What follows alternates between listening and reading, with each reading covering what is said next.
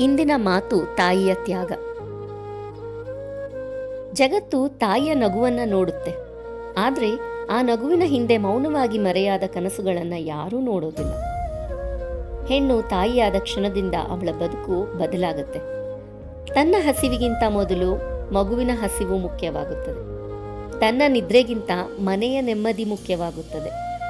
ತನ್ನ ಆಸೆಗಳಿಗಿಂತ ಕುಟುಂಬದವರ ಸಂತೋಷ ದೊಡ್ಡದಾಗುತ್ತೆ. ಅವಳಿಗೂ ಕನಸುಗಳಿದ್ವು, ಹಾರಬೇಕೆಂಬ ಆಸೆ ಇತ್ತು, ತನ್ನದೇ ಜಗತ್ತನ್ನು ಕಟ್ಕೊಳ್ಬೇಕೆಂಬ ಬಯಕೆ ಇತ್ತು. ಆದರೆ ಅವಳು ಕನಸು ಕಾಣೋದನ್ನು ತ್ಯಜಿಸಲಿಲ್ಲ. ಮಕ್ಕಳ ಕಣ್ಣಿನಲ್ಲಿ ನೋಡುವುದನ್ನು ಕಲಿತಳು. ಅವಳ ದನಿವನ್ನು ಯಾರೂ ಕೇಳಲಿಲ್ಲ, ಮೌನವನ್ನು ಯಾರೂ ಅರ್ಥ ಮಾಡಿಕೊಳ್ಳಿಲ್ಲ. ಯಾಕಂದರೆ ಅವಳು ದೂರಲಿಲ್ಲ, ಎಲ್ಲವನ್ನ ನಗುತ್ತಾ ನಿಭಾಯಿಸಿದ್ಲು. ಅದಕ್ಕೆ ತಾಯಿಯ ತ್ಯಾಗಕ್ಕೆ ಶಬ್ದವಿಲ್ಲ, ಪ್ರತಿಧ್ವನಿ ಇದೆ. ಆ ಪ್ರತಿಧ್ವನಿಯೇ ಆ ಕುಟುಂಬದ ನೆಮ್ಮದಿ. ತ್ಯಾಗದ ಬಗ್ಗೆ ಎಲ್ಲರೂ ಮಾತಾಡ್ತಾರೆ, ಆದರೆ ತಾಯಿಯ ತ್ಯಾಗಕ್ಕೆ ಮೌಲ್ಯ ಸಿಗುತ್ತಿದೆಯೇ? ನಿಮ್ಮ ಅಭಿಪ್ರಾಯವೇನು?